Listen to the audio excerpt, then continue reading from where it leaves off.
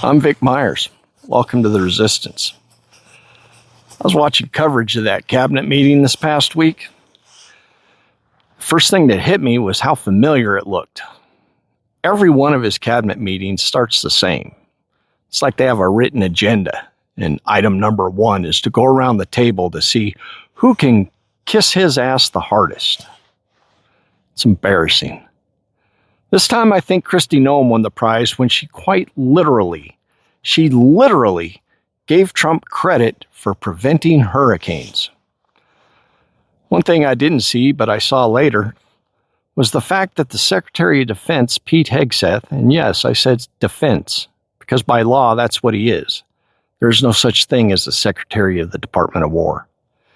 Anyway, that guy had a placard that didn't just say Secretary of War. It had an extra S at the beginning of the word secretary. 2 capital S's. Where have we seen that before? I would show you, but the algorithm censors would get me.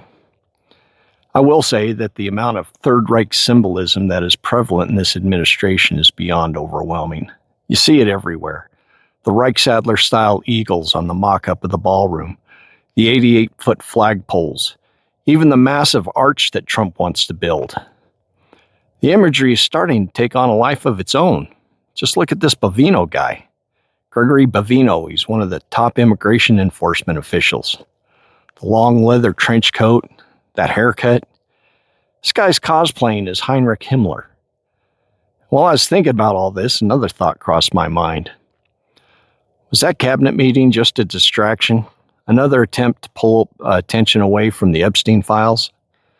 Pull it away from the war crimes in the Venezuelan boat strikes?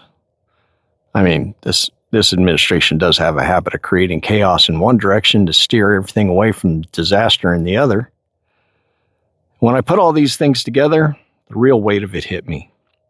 It's not just embarrassing. It's dangerous.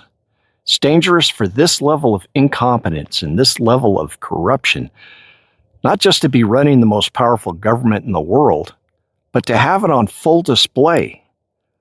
Other countries turn on their televisions and see the circus, and they don't see strength. They see an administration that has absolutely no idea what it's doing. We all see a cabinet full of people who are blatantly unqualified to hold the offices they occupy. Our enemies, they see opportunity. That makes us vulnerable. If we were attacked economically or militarily, we're not ready. Not with leadership like this, if you can even call it leadership. Not with a cabinet that can't get through a meeting without competing to be the biggest ass kisser. Not with a secretary willing to throw Admiral Bradley under the bus to cover his own ass. And to be clear, Bradley deserves to be under that bus, but so does Pete Hegseth.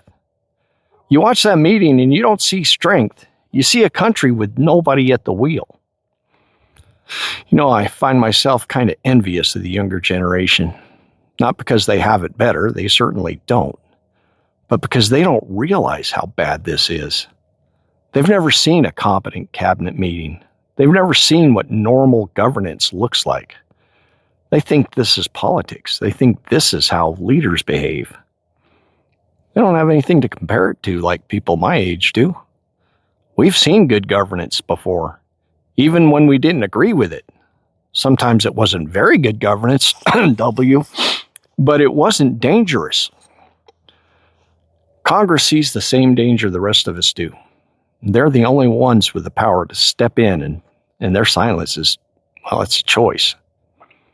The Republicans are silent because they choose loyalty to Trump, and the Democrats, they're silent because they choose to hide behind the excuse of being in the minority.